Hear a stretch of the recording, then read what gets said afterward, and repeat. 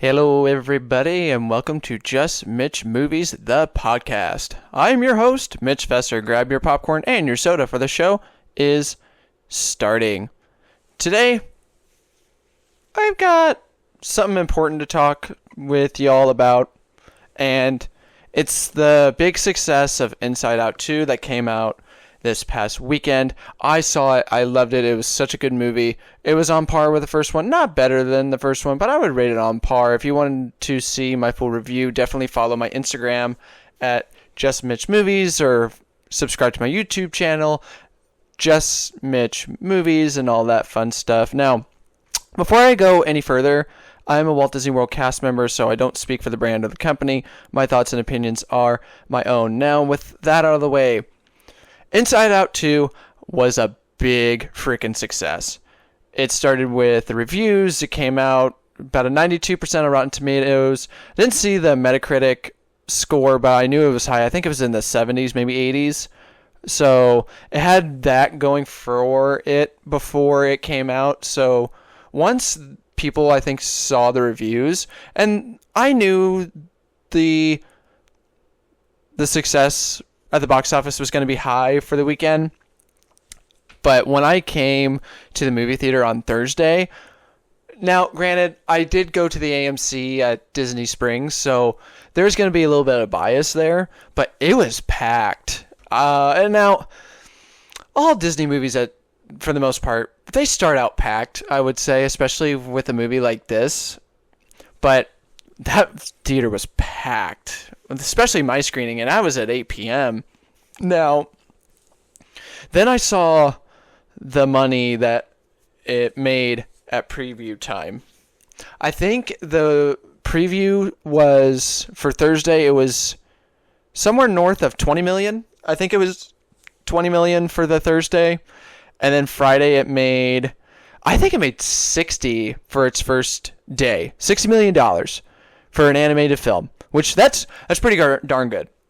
So I remember the expectations for it were somewhere in the 70 to 85 million, which that's a little small because the first movie made $90 million. $90 million for an original animated film back in 2015. That's unheard of nowadays. When I will include Elemental in this episode. We're going to talk about that in just a few minutes. But $90 million that the first film made for an original animated film, that is so unheard of nowadays. So, when I saw the estimates were in the 70 to 85, I was thinking, like, that's really, really low. If it doesn't hit that number, any of those numbers, that's going to be a bomb.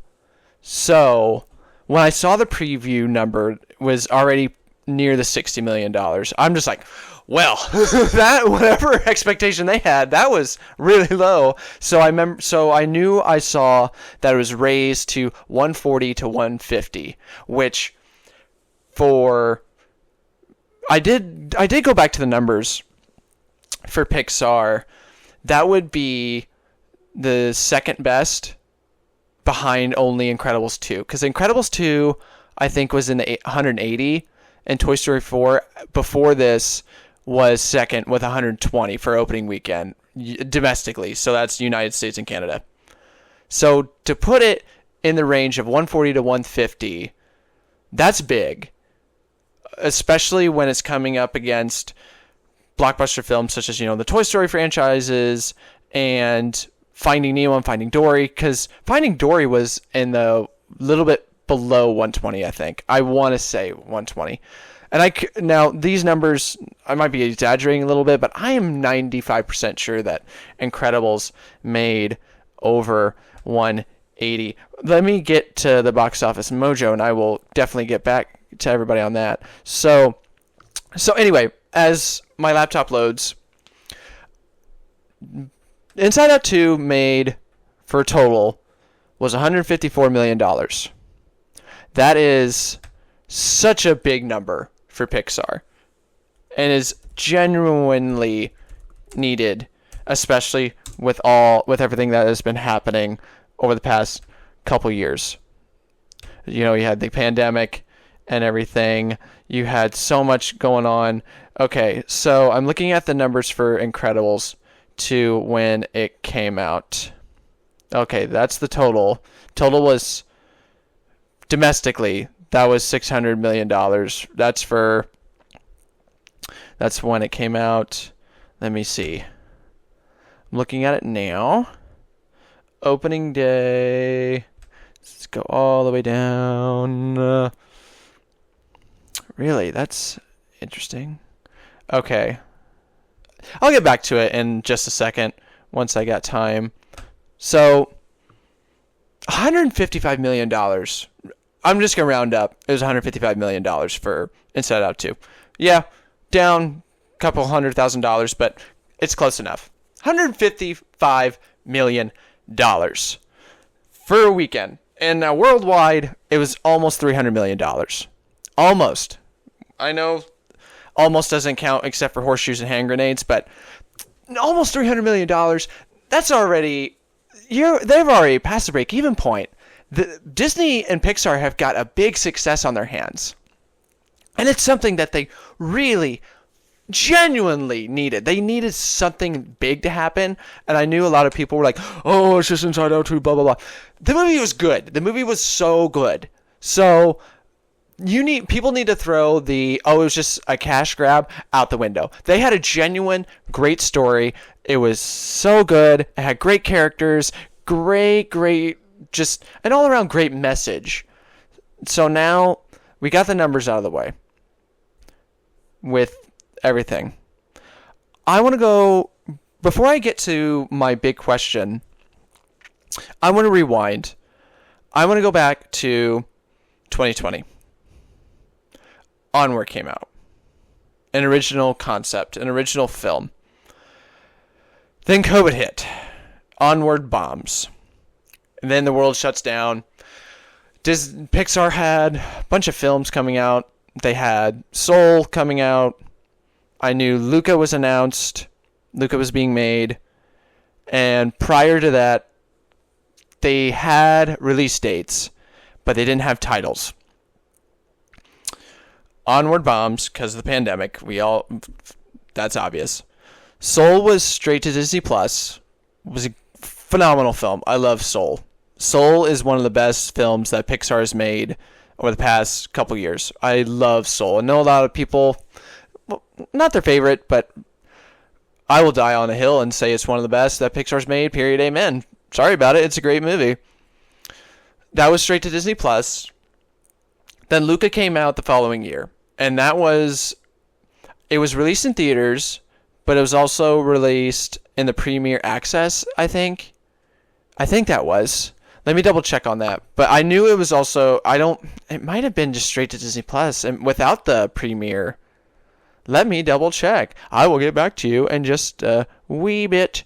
It was, let me see. It was... So it was just Disney Plus. Yes, it was just Disney Plus. It wasn't the Premier Access that they did with Mulan, Cruella, and Jungle Cruise, which that was a mistake for those movies, but that's for another episode. So Luca was straight to Disney Plus, similar to Soul. I haven't seen Luca yet, but I've heard it's good. It's an original film. I've heard good things about it. I just haven't had the time to watch it. I need to. Someone remind me to do that. So after Luca, before Luca, they had that big announcement at the shareholders meeting. It was that broadcast where basically they were going to put everything to streaming, put more money into streaming content. They were just going to load everything on Hulu and Disney Plus and all that stuff. Which at the time, I can see why they did it, because no one knew how long the pandemic was going to be. No one knew if people were going to go back to theaters. No Way Home hadn't came out yet. Granted, this was still 2020. Cases were enormous. Theaters weren't open yet, so people had to invest in the streaming company. So I can't really blame anybody for doing that.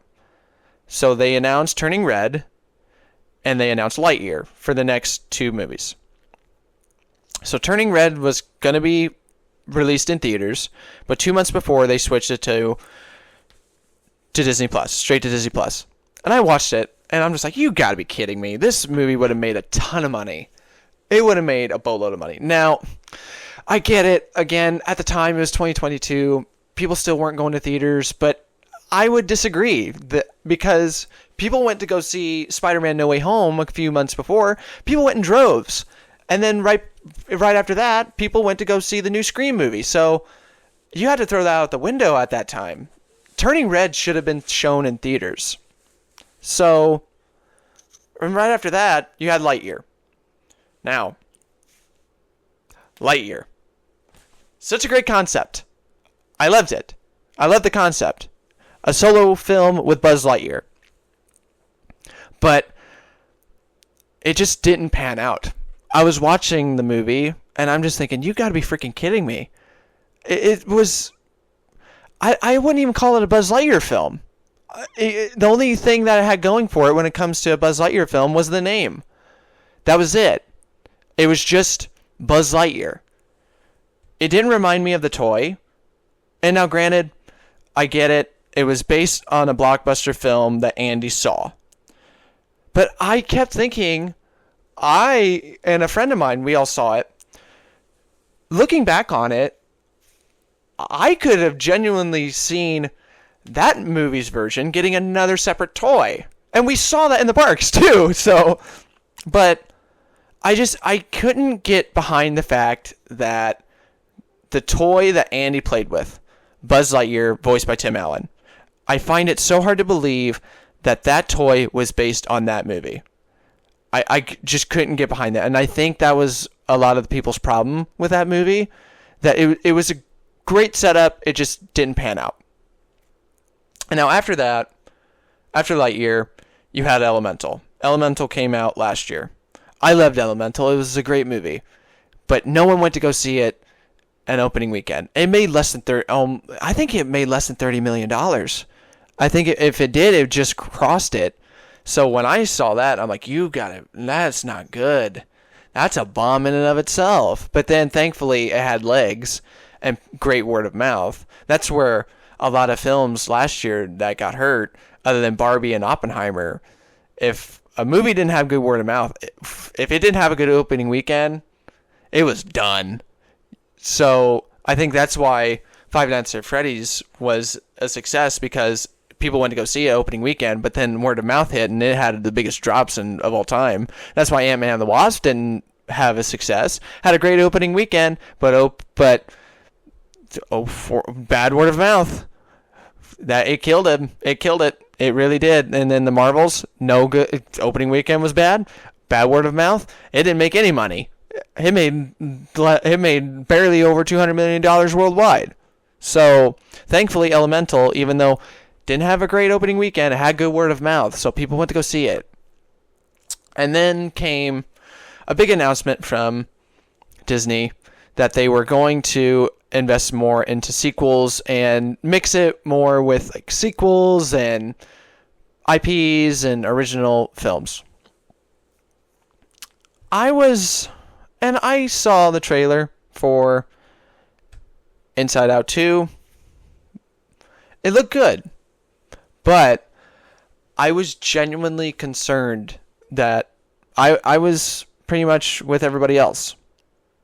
I was worried that Disney and Pixar, they were doing the money grab thing. But when I saw the trailer, I'm just like, okay, now I can kind of see why they made this story, because it was a story of Riley growing up. A little bit of a spoiler here, but Riley hits puberty. What more emotions join you after puberty? You have anxiety, you've got other things. And if they decide to make a third one, which after this, I hope they do, because that'd make even more money in my opinion. What other emotions do you hit as you grow even older? Do you hit depression? Do you hit other stuff?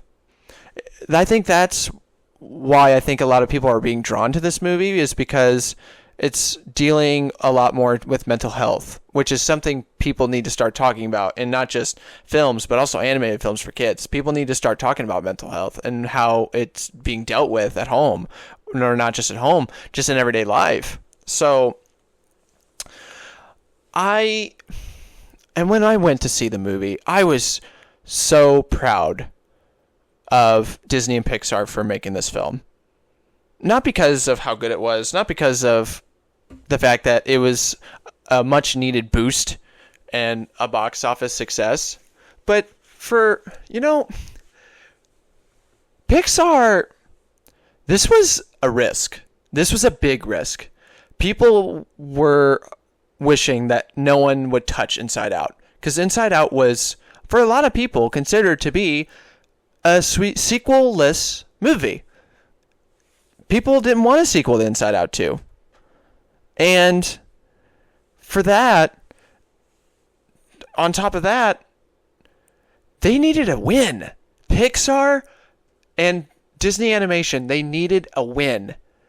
This was one of the most pressure-filled movie that Pixar has made, in my opinion, ever since back in the pre-Finding Nemo days. I think this is, in my opinion, compared to the first Toy Story and Toy Story 2. If you don't know the stories of, well, more so Toy Story 2, if you don't know the story of Toy Story 2, I'm going to give you a little history lesson here. So Pixar made Toy Story and A Bug's Life. Those two movies were great. Both directed by John Lasseter. They were great. Love them dearly. I think Bug's Life needs a sequel. Let me know if you agree with me, but I think Bug's Life needs a sequel. So now Disney wants Toy Story 2. And it was written, and at the time it was just going to be a direct-to-video, I think. Direct-to-video, DVD hadn't really took off yet. I think it was right after that. That's when DVDs hit, was around 2000, 2001, I think around that time. So the executives saw the rough cut of Toy Story 2. And they're like, oh, wow, this one's better than the first one. Let's release it in theaters, and let's release it in 9 months. What? That's unheard of for an animated film. So they call John Lasseter back from being on vacation. He looks at it, says it's good, but wants to change it. So they pretty much cut everything, and they rewrite it from scratch. So they do that, get everything done. It's like halfway done, and then I don't know if it was a virus or a power outage or something. The movie is lost, and they're frolicking. They can't find it. Thankfully, somebody at Pixar who was working from home because she was on bereavement leave after having a kid, she had it on her backup file, so that saves the movie completely. So they're like crawling on hands and knees to get this movie made, and it comes out, and it's I love Toy Story 2, and it came out being great, and I remind people of this story, and I compare it to this film. And the reason why I do is because Pixar works so well under pressure. They just know what to do at the right time. They have a great creative team at Pete Docter as the chief creative officer, and John Lasseter's a terrible human being, but you gotta admit that he is really creative, but what he did behind the scenes is terrible. You have a great team, and Andrew Stanton, Lee Unkrich, and Pixar just knows how to make damn good films. They really do. And this is a great example. Inside Out 2 was such a great movie. So I have a question for everybody, and I'm going to answer it in my opinion. Is Inside Out 2 a trend? In terms of, is it going to be a continuation of successes? Is it going to put Pixar back on the map? Because before 2020, Pixar was making bank, y'all. Because another timeline, 2016, Finding Dory makes $1 billion worldwide over the box office. 2017, you had Coco with $800 million, which Coco was such a beautiful movie. I love Coco. Everyone loves Coco. 2018, you had The Incredibles making over $1 billion, which a lot of people think that a third sequel or second sequel to The Incredibles is kind of unnecessary, but with how good the second Incredibles was, I'd be okay with the third one. Oh, and also if you sandwich in, you also include Cars 3 in June, which, unpopular opinion, I hate the Cars franchise, but if you look at that number, okay, it wasn't great, but $380 million made back its budget. It was a decent success. But then after Incredibles 2, you had Toy Story 4, which that's a cash cow in and of itself, made over $1 billion. But then that's when the bad streak happened. And I don't want to compare it to baseball, but in retrospect, streaks follow streaks. So it had a great streak going of just huge box office smashes right there. In that 3 or 4 year time, you had three movies that made $1 billion, and you had Coco sandwiched in with 850, I think. Let me look at that number real quick. It made $814 million. That is $3.8 billion over the course of a 3-year span. Well, you can do 4 with 4 movies that made almost $4 billion. That's a great streak. And that's an animated studio. Almost $4 billion in 4 years that studio made for Disney. And then it was sad, but you had a really bad streak from Onward in March of 2020 to Elemental in 2023. Another 3 or 4 years span where you had no box office success until Elemental, and that was it made $400 million. It crossed its budget. It made a profit, but with Inside Out 2, I put it in the back of my mind that, this could be a nice stretch where Disney and Pixar can finally get back on top with what they know how to do, and that's make good animated films. Now, over the next year or two, in June of next year, you have Elio. I think that's how you pronounce it. It's a science fiction adventure film from Pixar. That's an original film. You have in March of 2026 an untitled film. We don't know what's coming out. But in June of 2026, it's Toy Story 5, directed by Andrew Stanton. So you have a shot, depending on what they release in March of 2026. You have a shot. And I think if Inside Out 2 has good word of mouth, and it's going to, people are still going to go see it, but we'll see.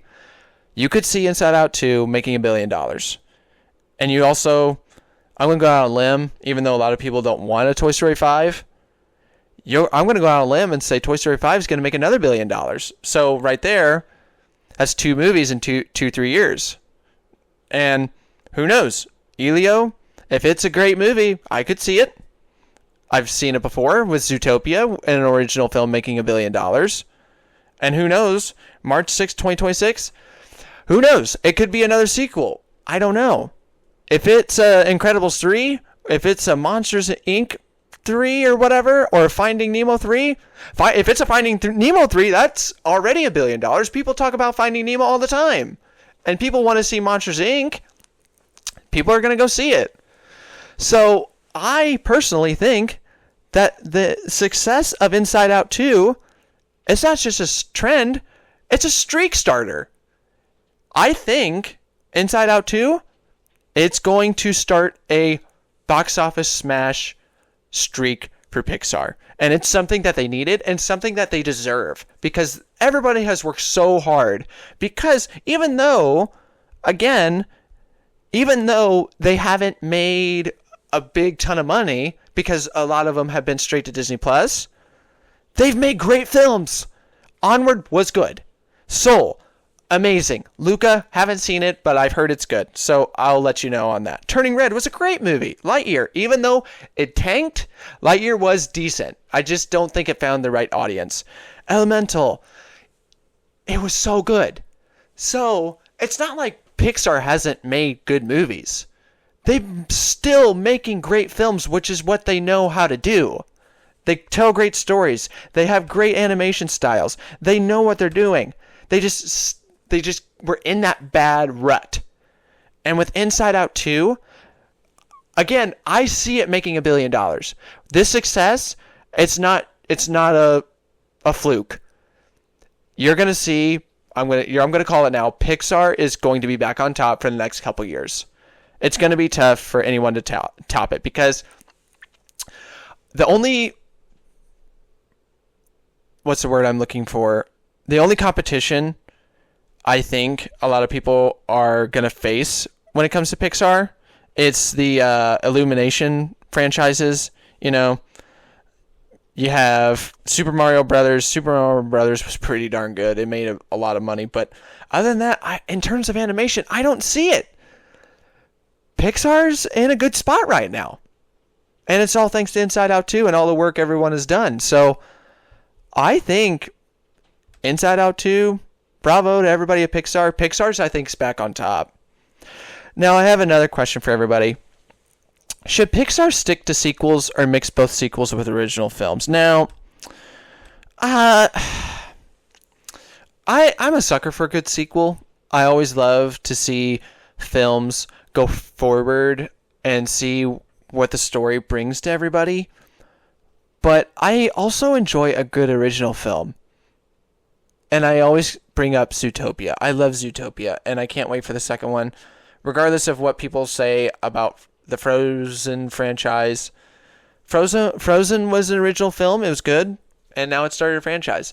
And the reason why I think it needs to be a mix, because an original film, that can always be a start to a franchise.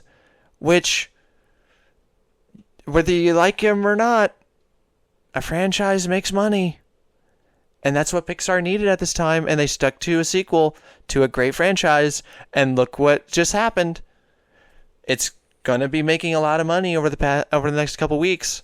I don't see any other film topping it until really Despicable Me 4, and that's in 2-3 weeks. That's in 2 weeks. And even after that, we've got nothing at the box office until Deadpool and Wolverine.